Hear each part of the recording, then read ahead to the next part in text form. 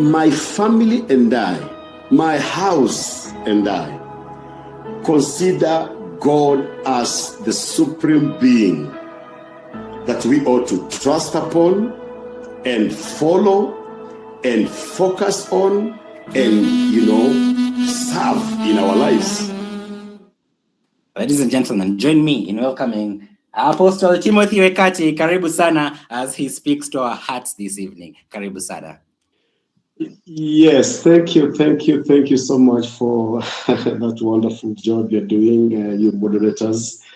I'm Wekati, as you already got it, and I really appreciate the fact that you gave me the opportunity just to be part of this, and especially to my dear friend Laura. This is a great work, even as we mark the official book launch of the work that you have tirelessly tried to put together. One, I thank God because already the book's title is carrying the definition of what leadership is. And, influential leadership. Leadership is influence. John Maxwell puts it, he says it is influence, nothing more, nothing less. And I love the part that he adds next. He says 85% of influence in leadership is relationship. So he's actually talking about the issue of influencing through relationship. If a leader is not able to relate right, he can't be able to lead, because actually he can't be able to influence, because already he's he suffers from that deficiency of not being able to rightly be able to move with people in the right way. So just carrying on that, I wish to take us back to the Bible, if I'm allowed to just, quote a scripture here from Jesus' teachings in Matthew chapter 5 and verse number 13. He talks about salt, saying, you are the salt of the earth. And of course, the scripture goes blah, blah, until the entire verse is done. We are looking at the effects of salt and relating with what a leader is, so that practically we are able to find practical leadership. Because we are so much into theories today, at least every preacher out there, every, team builder out there, and, at least everyone is able to talk about leadership theoretically. So we are so much full of the theory, but devoid of the ability to deliver, practically on the fields. And this is now what the world is actually suffering from. So I just come with this to help us to know exactly what God is saying and how we can be able to bring it practically, so that we can be able to affect or impact our society with right leadership or practical leadership. Look at salt. Number one, the effects of salt. Salt has the ability to season. It seasons. Seasoning is simply bringing taste. A leader is supposed to bring taste. Everywhere a leader is, in whichever area of jurisdiction, you must have the capacity or the tenacity to add flavor in whichever way area you are serving.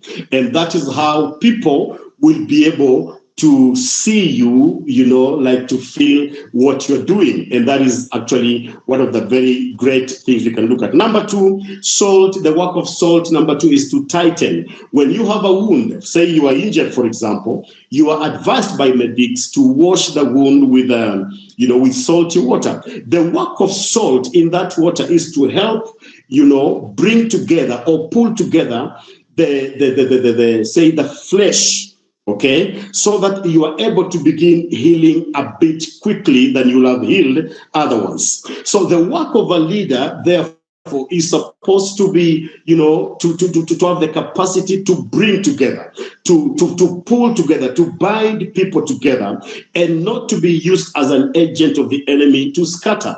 So we are supposed to practically learn and pray that God helps us to be able to always, bring people together and not to cause them to be scattered or to go wayward, without really having a very good way of moving forward. Number three, salt preserves. The purpose of salt in food, for example, or if you want to, say, for example, you want to roast some meat for those, for men who do nyama choma, you understand this, you can actually cut through it and be able to sprinkle some salt, put it on the fire.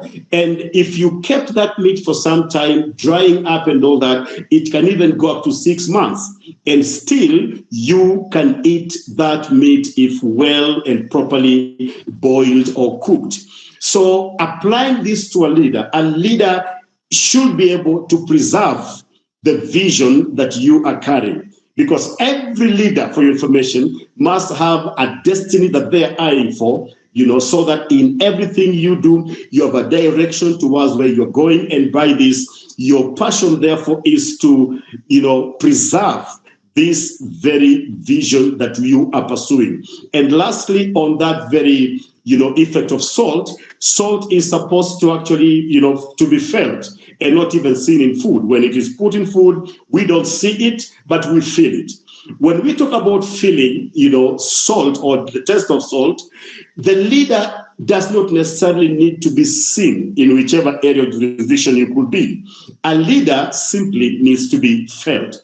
One of the most testings that we can actually be able to account for our effectiveness in leadership or practicability is when we are able to be felt more than just seen. So in your absentia, does your work go on, or we have to wait until you're back that we can therefore experience your leadership, impact?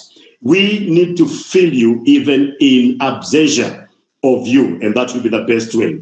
Let me come up with this, or maybe as I get to the closure of the whole thing.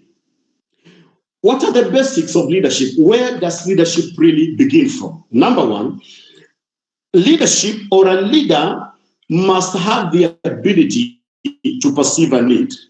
Leadership is need-based. You cannot rise into leadership without first understanding the need that could be within the society or the common people that you really look forward to leading. Even politicians know this secret, and that is why they begin by talking to you about the needs they have perceived around you.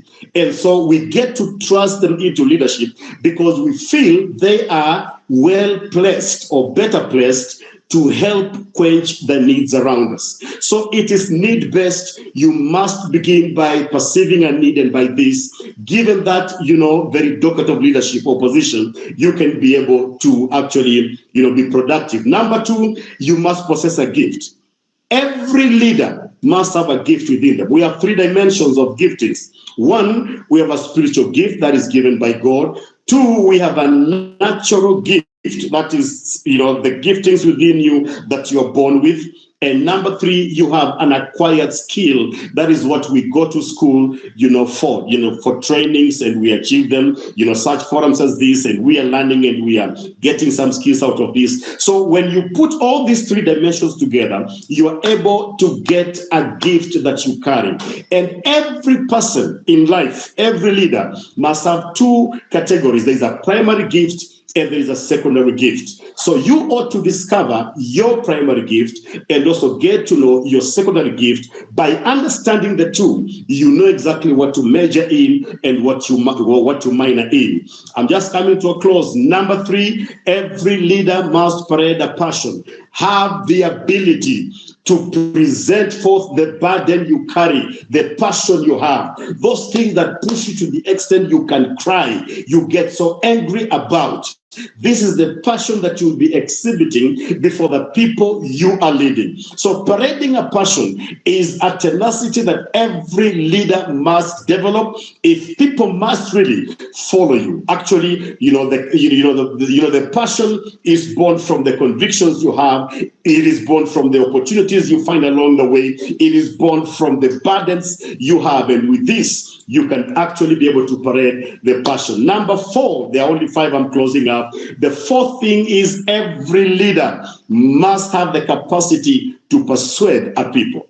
If you can be able to get someone who trusts upon your leadership, someone who can follow on what you're saying, someone who can wish to emulate even your character, you actually are persuading that very person. It becomes so easy to really guide them and bring them into the very perspective or into the path you could be pursuing in life, and it becomes easier to lead these people. So ability to attract must be within you, and by that you are able to empower the people, and it will be right. And lastly, you must be able to pursue a purpose. Purpose is everything. You cannot separate leadership from purpose. Purpose is what actually carries the vision within. Every leader must have a vision. If you truly must go far in this life, if you truly must affect the people or impact the people or influence the people you are leading. So purpose is actually, specific.